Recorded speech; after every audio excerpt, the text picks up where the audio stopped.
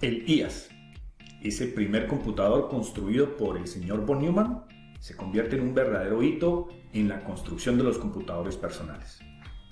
Los invito a ver este material donde vamos a mirar el flujo de datos que se deben suceder entre cada uno de esos registros que proponía el señor von Neumann para el correcto funcionamiento de la máquina. Miremos el material.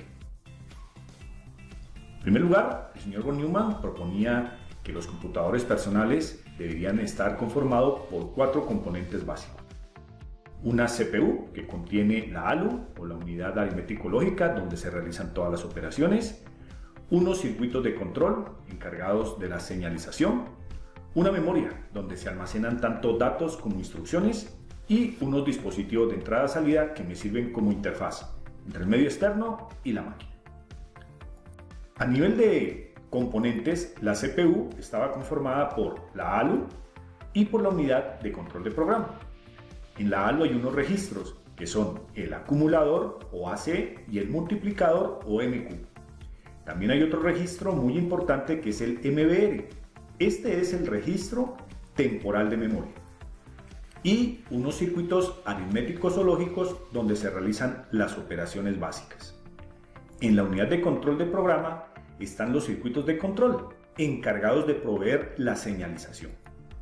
Y también tiene unos registros, el IBR, que es el registro temporal de instrucción, el IR, que es el registro de instrucción, el MAR, que es el registro de dirección de memoria, y el PC, que se llama el contador de programa.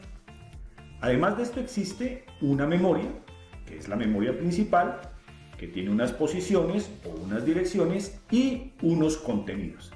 En los contenidos de memoria vamos a encontrar dos cosas: datos o instrucciones.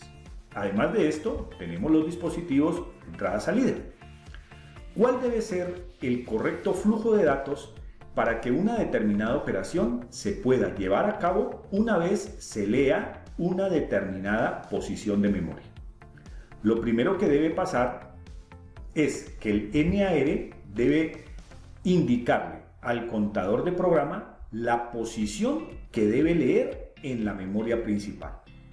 Ese valor se pasa desde el MAR hasta el PC y el PC obedece yendo a esa posición de memoria. En esa posición de memoria obviamente encontrará un contenido, pero ese contenido no se sabe si es un dato o si es una instrucción. Esa información viaja hasta el registro temporal de memoria, pero el registro temporal no sabe qué hacer, porque él no puede identificar si eso es un dato o es una instrucción.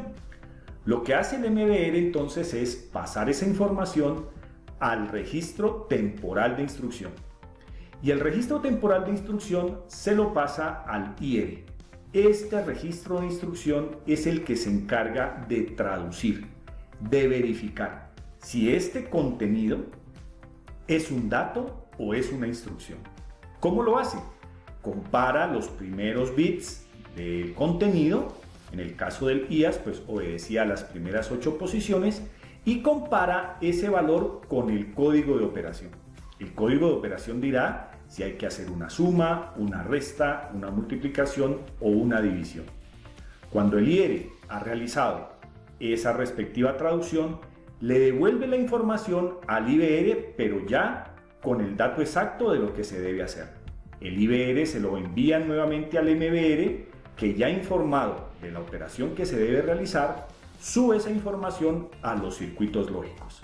Esos circuitos lógicos realizan la operación respectiva y colocan el resultado en el AC o en el MQ. Una vez sucede esto, el resultado de esa operación se puede informar a un dispositivo de entrada-salida. Pero mientras todo eso está pasando, el MAR le dice al PC que debe seguir leyendo la siguiente posición de memoria. Y este proceso se repite. Se leerá la posición 1, la posición 2, hasta completar todo el recorrido de la tabla de memoria.